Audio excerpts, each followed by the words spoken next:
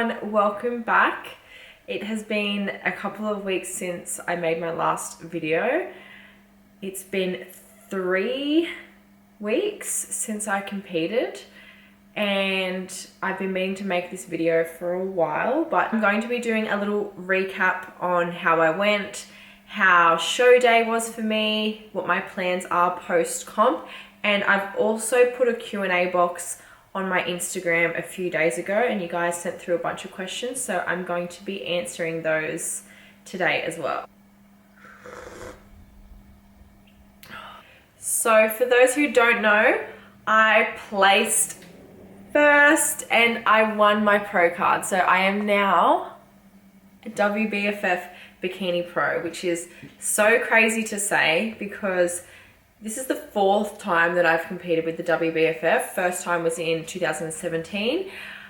So to finally win my pro card is a dream come true, to say the absolute least. And I worked so hard this prep. The second that I was on prep, I was on. And nothing could steer me off track. I put absolutely everything into this prep. I felt my best. I looked amazing on stage. I'm allowed to say that. I worked hard. And I won my pro card.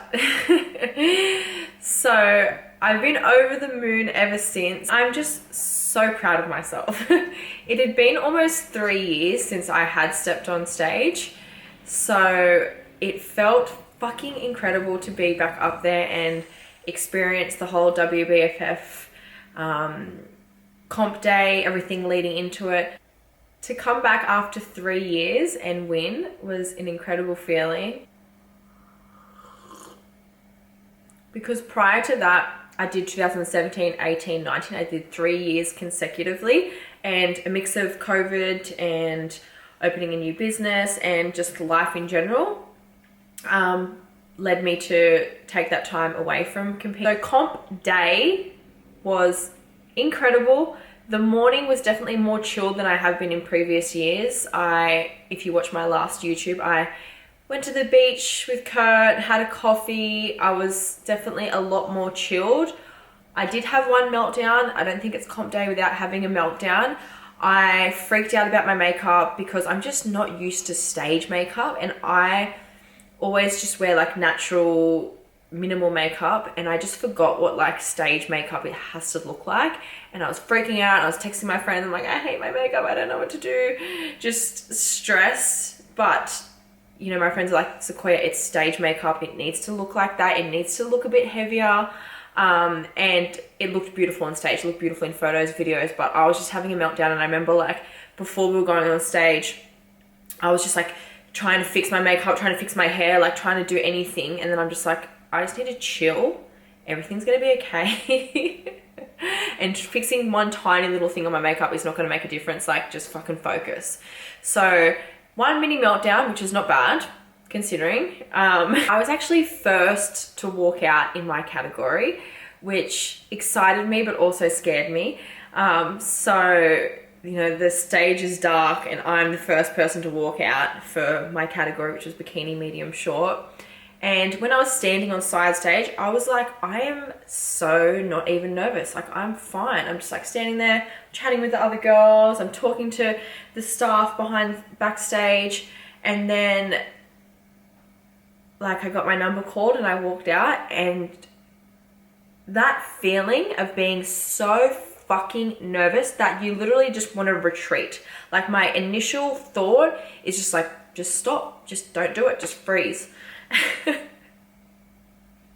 But obviously I didn't. And it's just crazy what was going on in my head compared to when I watched the videos of how confident I looked compared to what I thought that I looked like. Like, I could feel my lip quivering, I could feel my legs shaking. I felt like I was looking down at the ground the whole time, but I had practiced my routine so many times. I knew exactly when I was looking this direction, that direction, that it was automatic for me. And I just remembered to just smile, and it definitely showed on stage.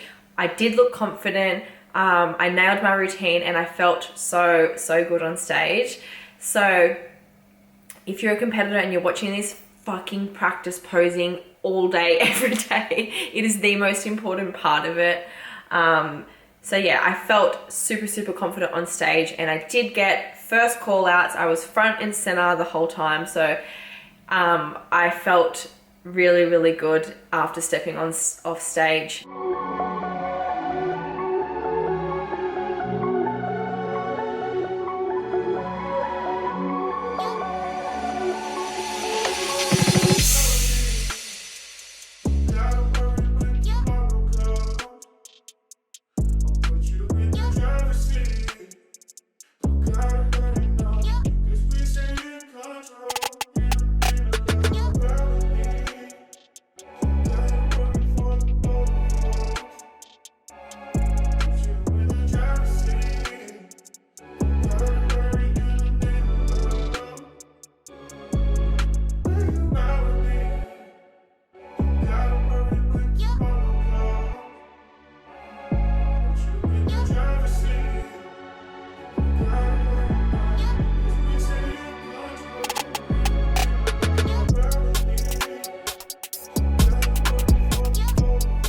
So I'm going to get straight into the questions that you've asked on Instagram. If you're not following me on Instagram, make sure you do it.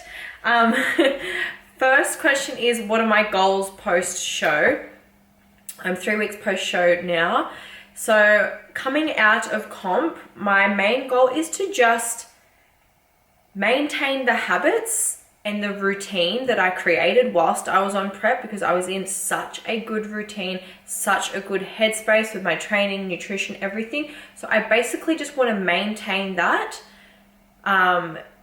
with obviously a few small changes, and stick to my reverse diet as much as I possibly can. So I'm 3 weeks post-show, and I can say wholeheartedly that I definitely have not given my reverse 100%. I reckon I've been tracking around 60 to 70% of the time. Now, I'm not blaming anything external, but I have had some really, really fucking intense life events happen post-show that are completely out of my control. And one thing that I always teach my clients, so I need to listen to my own advice, is to control what you can control. And I definitely am doing a really good job of doing that. So I'm happy with where I'm at the moment. I like gaining weight post-show. I don't like to stay that small and lean. I feel a bit better when I have more body fat on me. I feel stronger. So I always really look forward to reversing out. But yeah, I'm definitely doing what I can. And I'm happy with where I'm at. In regards to goals, it's definitely more focused around business and growing my online coaching community, being able to give more to the PT Center, which is the gym that I own, because obviously comp prep takes up a lot of your time and you're definitely not as present as you really would like to be. I'm just noticing, I thought that was a hole. So yeah, more so geared around business. In regards to like body composition goals, I would like to build up my glutes a little bit more, but keeping in mind that I haven't got my official feedback yet, but I know from speaking to my coach and a few other people that I'm definitely on the verge of not being in bikini anymore if I put on any more muscle. So I am not going to be going to a big, huge build phase, but ideally I would like to grow my glutes a little bit bigger and just kind of change the shape of them. So body composition wise, that's my goal. And I'd also like to go into a bit more of a strength phase over the next few months. But for now with my training, I'm actually doing a little bit of rehab stuff because I was having issues with my hips whilst I was on prep, and obviously you have to ignore and work around things like that whilst you are on comp prep because you need to get on that stage. So I'm doing a little bit of rehab stuff with my coach at the moment. Second question is, did you feel any pressure or nerves to get first place, being on socials, etc.? Not really. To be honest, I didn't really think about what people on social media or anything like that thought of me. I was really, really like tunnel vision and focusing on just bringing my best. And I've never really been like that before with a prep, where I'm just so laser focused and just like ticking the boxes day by day. And on show day, I didn't really have time to kind of think about what other people were thinking. I was just so in the moment and just like, what can I do to calm my nerves, to bring my best to that stage, and enjoy the day as well. So not really. There was a couple of questions regarding, am I going to compete again? Would I do worlds? Are you competing in a pro show? Yes, I definitely will compete as a pro. I don't see the point in winning your pro card and then not experiencing competing on a pro stage. So I don't have anything locked in, and definitely not this year. No, definitely not this year. Really, like ideally when I think about it, I would love to do worlds next year. I think that would be a really good experience. But I also would like to do an Australian pro show. So maybe I'll do worlds next year and then the Oz Pro AM that's in October, November next year. That's in an ideal world. That's 2 shows in 1 year, but you know, maybe I'm jumping the gun by saying that. But when I've thought about it, they were like my 2 that I was weighing up, and I didn't want to choose one or the other, so maybe I'll do both. Did you know you had won prior to it being announced? Definitely not. I would be devastated to find out before I went on stage and not have the experience of like the nerves of them calling third, second. So no, definitely not. They don't tell you that. Yeah, that doesn't happen. Did you intentionally wait to have breast augmentation before competing again? No, when I got my boobs done, I wasn't really in a mindset of thinking I was going to compete anytime soon. I just kind of made the decision that I wanted them and got it done, because yeah, during that time I wasn't really thinking about competing at all. So not really.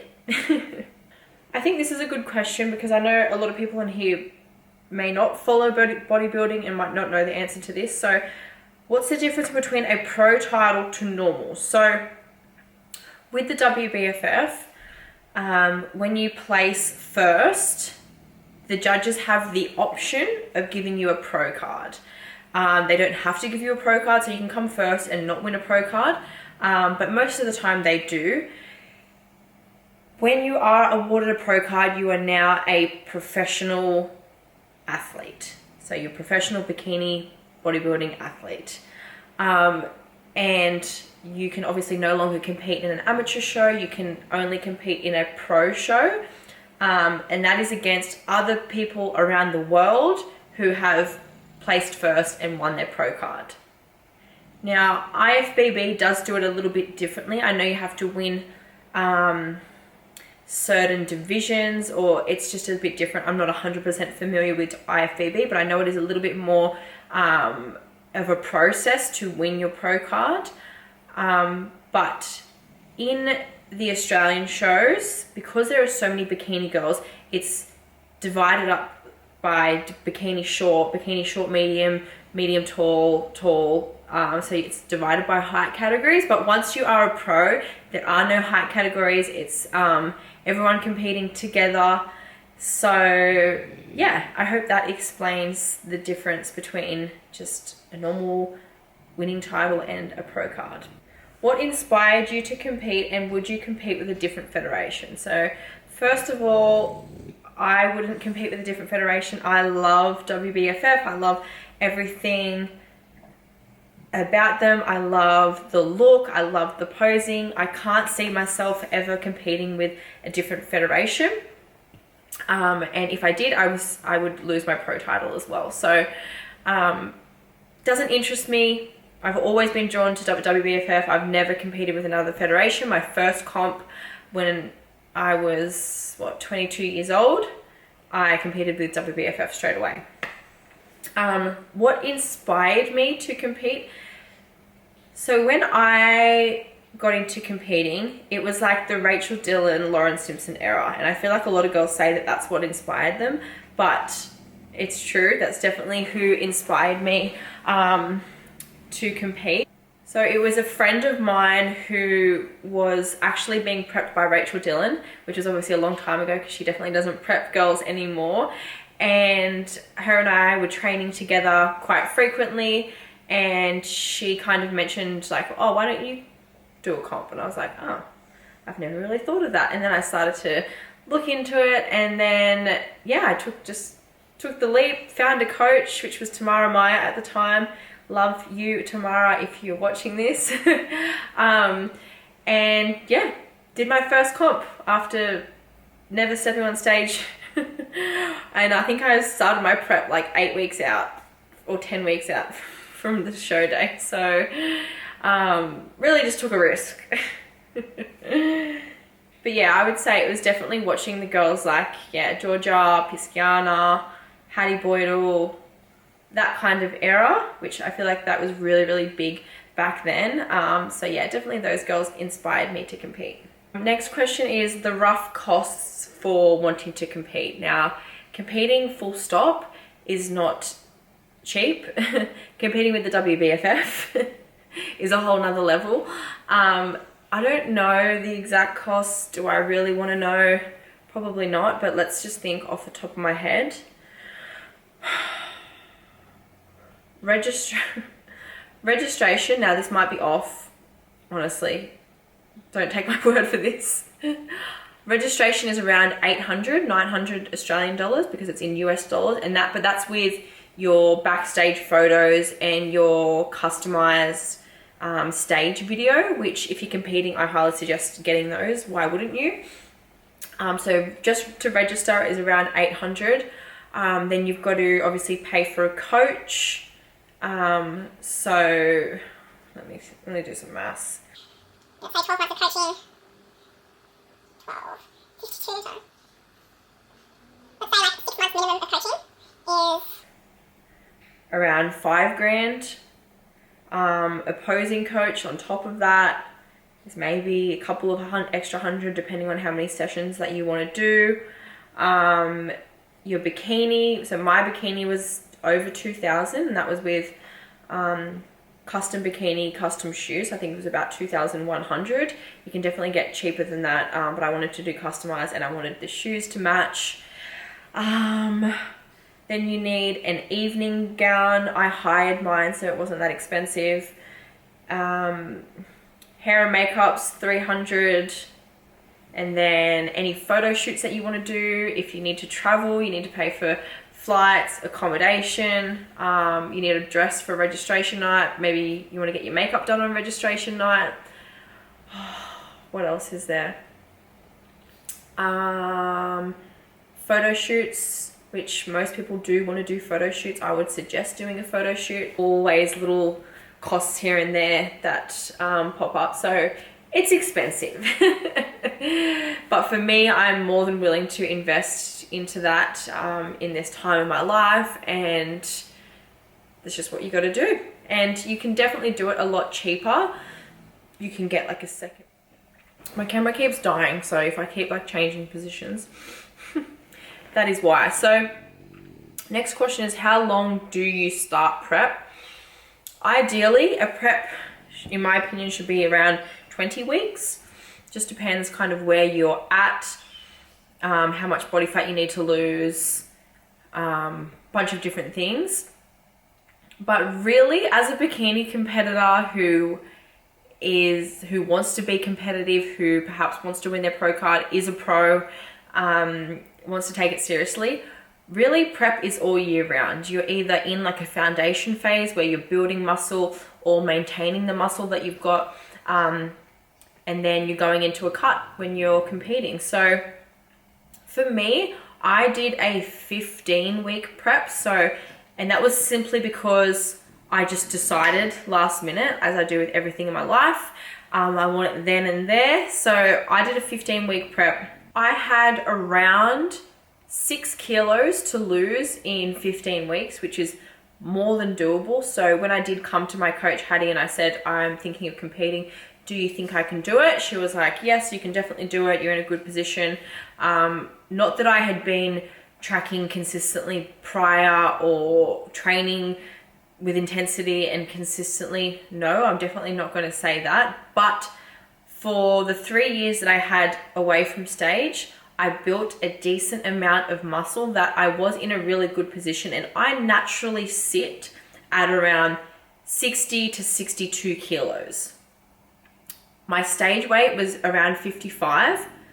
And when I decided to compete, I was 62 kilos. So I lost 7 kilos for stage. So it's a little bit off where I naturally sit, but it's also not too far off. So I wasn't having to lose 10, 15 kilos to get on stage. So that's why it was possible for me to do a 15-week prep. And also I have been training for a long period of time. I've got that muscle density that when I did lean down, I wasn't going to lose much shape. So yeah, that is the benefit of spending years off dieting. I hadn't dieted, and the last time that I had been in a dieting phase was the last time I prepped. So I have been eating at maintenance or a surplus for 3 years. So I should just say, anyone watching this who's thinking like that they want to do a prep and how long, it totally depends on where you're at and how long you've been training for. So don't just take me saying 15 weeks or 20 weeks. If you are a beginner or intermediate weight trainer, it's going to be completely different. You need to spend 6 to 12 months in a build phase, build that muscle, build that shape for you to be competitive on stage. How did you know you were physically and mentally ready to compete? That's a good question. I kind of did just touch on the physical aspect before, and that was more so just like speaking with my coach and sending photos and saying, this is where I'm at. Do you think that I can compete? And if she had told me she suggests that I go into a build phase or I work on XYZ before I compete, I would have listened to her. As much as I did want it then and there, I'm also trusting her opinion. Otherwise, why am I even reaching out to my coach? Because although I'm a coach myself, when I am in the student's seat, I really make sure that I am coachable, that I'm listening to my coach and I'm taking on board and respecting what she says.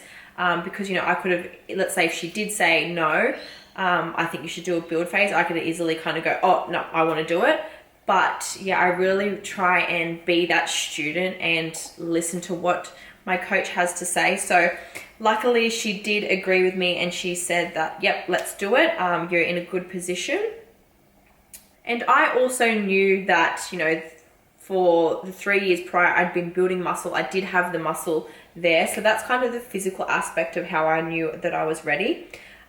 Mentally, I'm going to be honest with you. I wasn't in like a great place with my training, nutrition habits, mindset, all of that prior to competing. But I've done shows before. I know what it takes. I also knew that I'd done a lot of mindset work leading up to this prep, in particular around my relationship with myself, noticing my own patterns, noticing my own behavior, and I'd worked through quite a lot of that with a mindset coach. And also me as a person, I've grown as a businesswoman, as an individual, so I knew that I was in a different mind frame coming into this prep. But that's not to say that this prep, everything was a breeze in regards to my mindset. There was definitely a lot of challenges, a lot of limiting beliefs, a lot of self-talk that I had to monitor and really pay attention to and work through.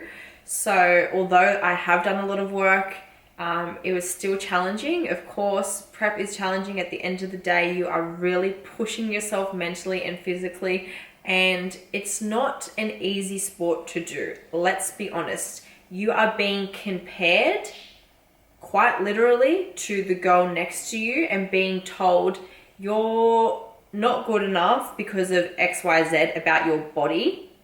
Nothing to do with who you are as a person, what you've done, what you've achieved. But this girl is better than you because her waist is smaller, glutes are bigger, blah, blah, blah. That's what it is at the end of the day. So if you have any body image issues, food, relationship with food issues, if you think that they're not going to be blown up in a prep, then you're crazy. So I do have a really good relationship with myself, with body image, and I can pretty much say that I always have had that, and that's just been something from growing up. I am really fortunate. I know that's not common amongst women, but that's not to say that I don't compare myself and catch myself wanting different things, wanting to look different, this, that. That's definitely not to say that I don't do that, but I do have a very good relationship with myself and with my body. I have had binge eating issues in the past, and I'm going to be really honest with you, they have shown up again for me in this reverse comp, not as intense as they have before, but it is definitely something that I thought that I had fully worked through, but it definitely is still a work in progress. And that's something coming from me, who I do have a good relationship with food. I do have a good relationship with myself. I'm a coach, I'm a sports nutritionist, and I am still struggling a little bit with that binge eating side of things. I feel way more in control of it and aware of it than I have previously. So yeah, how did I go on that tangent? What was the question? Being ready physically and mentally. So I think anyone who's watching this and is considering doing a comp and sees the glitz and the glam side of it, it is really important to reflect and ask yourself these really hard questions of like, what is my relationship with myself? How would I feel if I was told that I wasn't good enough because of this reason? And, you know, I'm not saying that people say that to you, you're not good enough, but, you know, that is the self-talk and the feelings that you can get through competing, because it's a hard sport. And yeah, I think it is really important to ask yourself those questions and check in with yourself of like where you are at and how do you think that you would handle it. Thank you. That's pretty much all the questions. There was a couple of other ones, but I didn't want to make this video too long. But if you have any questions for me that you'd like answered, pop them into the comments. Now that I am off prep, I am going to be continuing to make YouTube videos because I've enjoyed this process so much. So if you have any suggestions, pop them down. Otherwise, I am planning on just doing more so like vlog style videos, showing you a little bit behind the scenes of running a women's gym, running an online business, and kind of what I get up to post-show and in my everyday life. And thank you so much for watching, and I will see you in the next one.